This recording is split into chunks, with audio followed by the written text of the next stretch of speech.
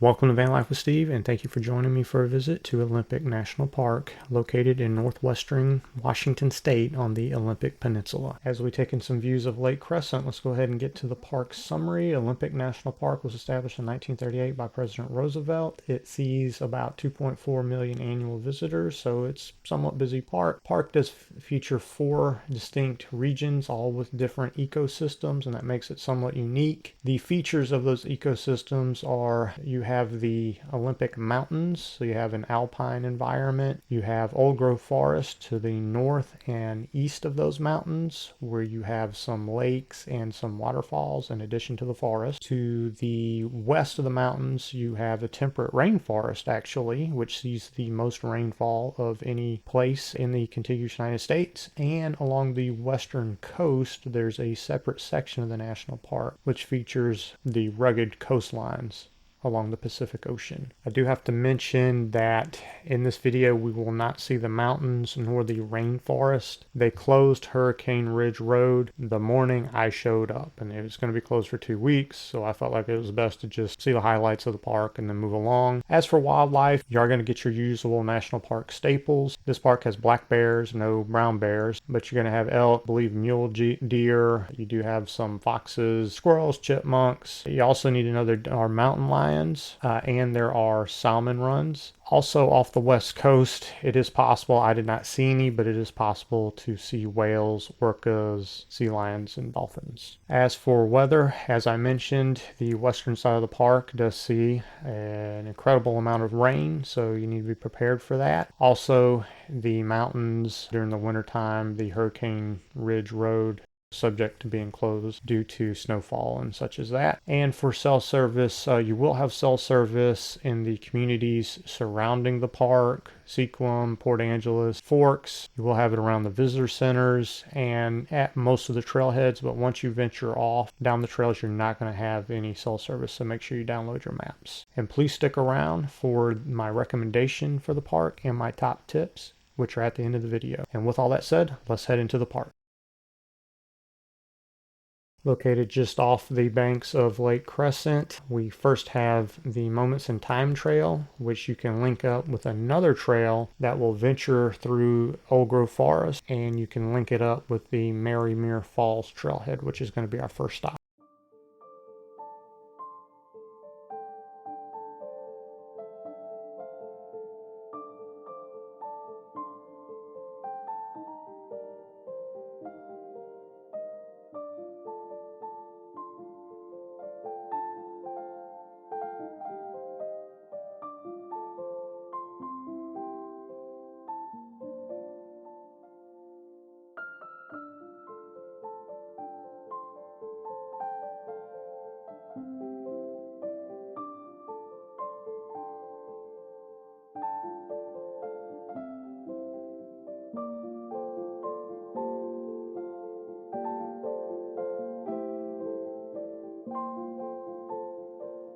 And now we've made it to Marymere Falls, which is a smaller, but I think it's a nice looking waterfall.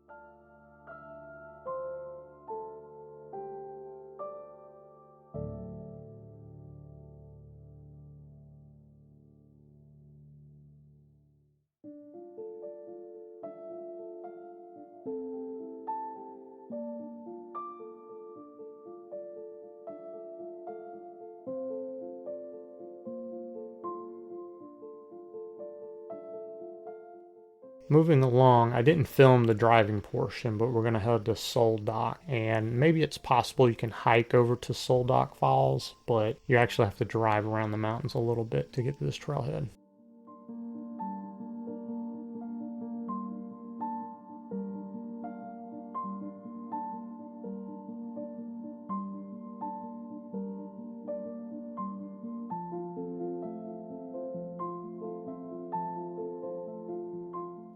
And here we have the Sol Duc Falls. Sol Duc means sparkling waters, and it's an interesting triple waterfall here within the Sol Duc River.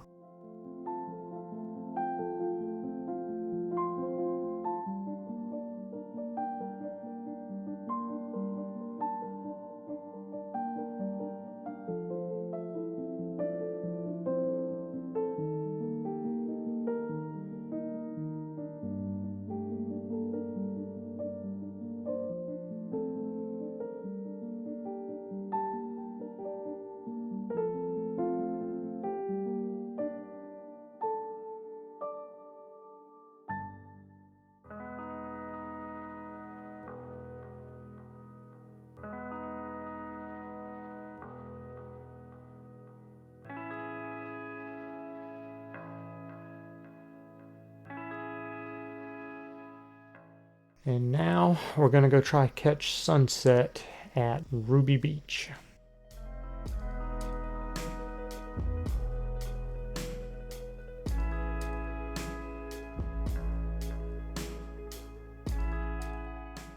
And walking up on Ruby Beach, you can see that a little bit disappointed because of the clouds and fog. You weren't able to see the sun at all, but this was my first time seeing the Pacific Ocean. So heading down to the beach, and me being from Florida, this beach was quite a bit different than the beaches I'm used to. You can see the kind of a tree graveyard there and the sea stack there in the distance. And also really shocking to me was that there wasn't no sand on the beach. It was these pebbles. I actually later discovered there's actually, it's like grayish sand that's under the pebbles, but that was a really unique thing for me to see. And even without the sun, I still think you got some terrific views of the Pacific Ocean off the beach here.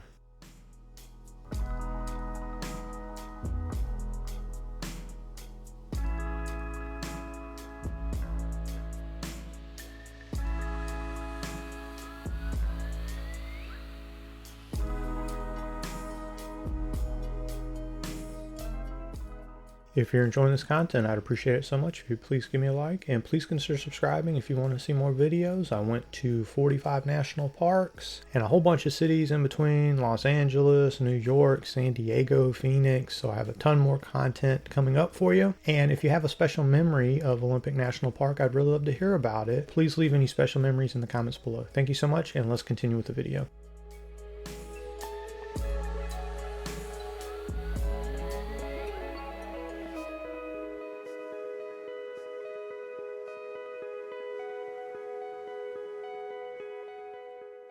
Okay, and now it was time to pack things in for the night. I went and overnighted in Forks, which we'll see a little bit of that coming up here, and decided to start the next day at Rialto Beach. And here we are the next morning, hiking through the tree graveyard there. Yeah, this driftwood was something else to see. We definitely don't have that in Florida.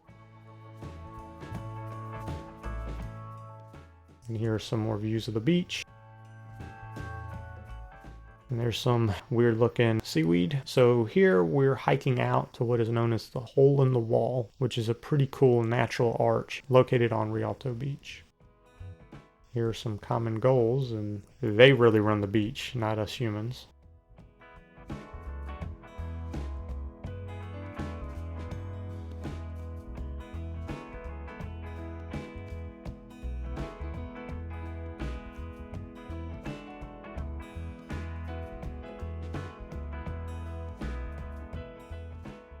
Now, getting the hole in the wall, unless it's low tide, you are going to have to kind of hike through kind of muddy forested area there to the left. And now we've made it to hole in the wall, which again is pretty cool arch to see.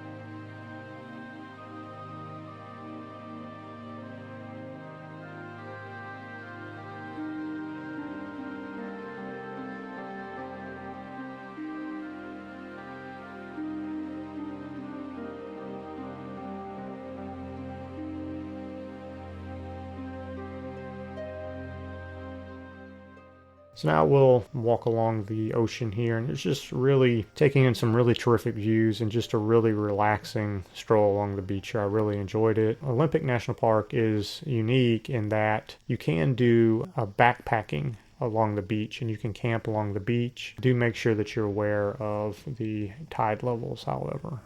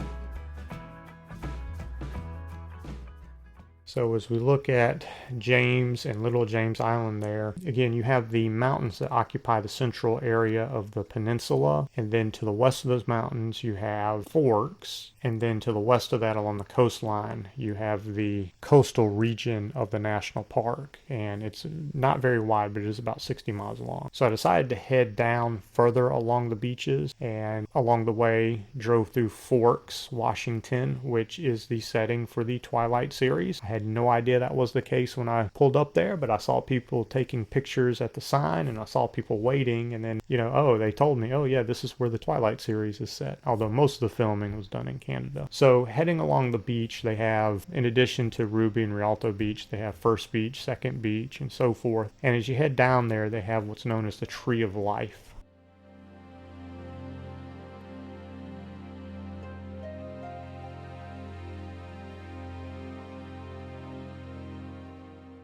And as you can see there, erosion has created a cave underneath the tree, and it sits there suspended in air, and it's still living. It's a really amazing thing to see. One of my most favorite things I've seen on all my trips. If you go here, of course, please do not disturb the tree in any way.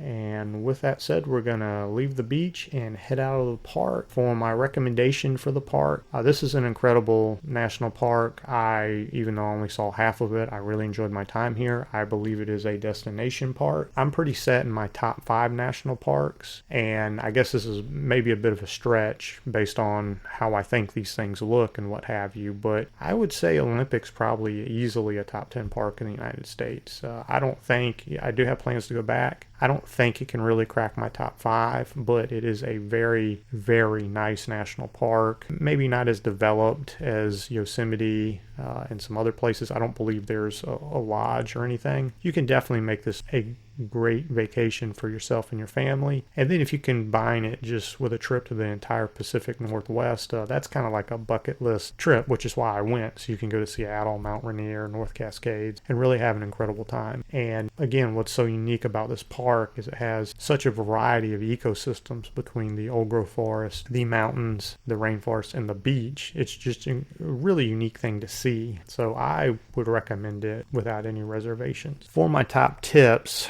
of course, you need to make sure that they have the Hurricane Ridge Road open so you can visit the mountains and you don't have the experience I did. Also, if you're visiting from Seattle, there's a toll bridge, and you don't pay to go on the peninsula, but you pay to get off. What I did is I left Seattle, and then I was going to visit the peninsula and then head south. So if you go there and you go around the peninsula in a counterclockwise fashion, you can see the whole park and you don't have to pay the toll. But of course, if you go back to Seattle, there's no way to avoid it. Also, this is a big park, and because the beach is a separate section and there are no roads that go over the mountain ranges, you have to drive around the mountains basically to get everywhere. So you need to allot quite a bit of time to get to certain areas, and from like Hurricane Ridge where the mountains are, it's like a 2.5 hour drive to get to the rainforest, so you need to be aware of that. Due to the size of the park and how long it takes to get to the various areas, I would suggest a 3 to 4 day itinerary to see all the areas of the park. Your best sunset area, of course, is going to be either Ruby or Rialto Beach. I think Ruby Beach, I didn't get a chance to see the sunset, but I think Ruby Beach is known to be a little bit better for sunset than Rialto. And for sunrise, I can't really speak to that, but you probably would want to be up in the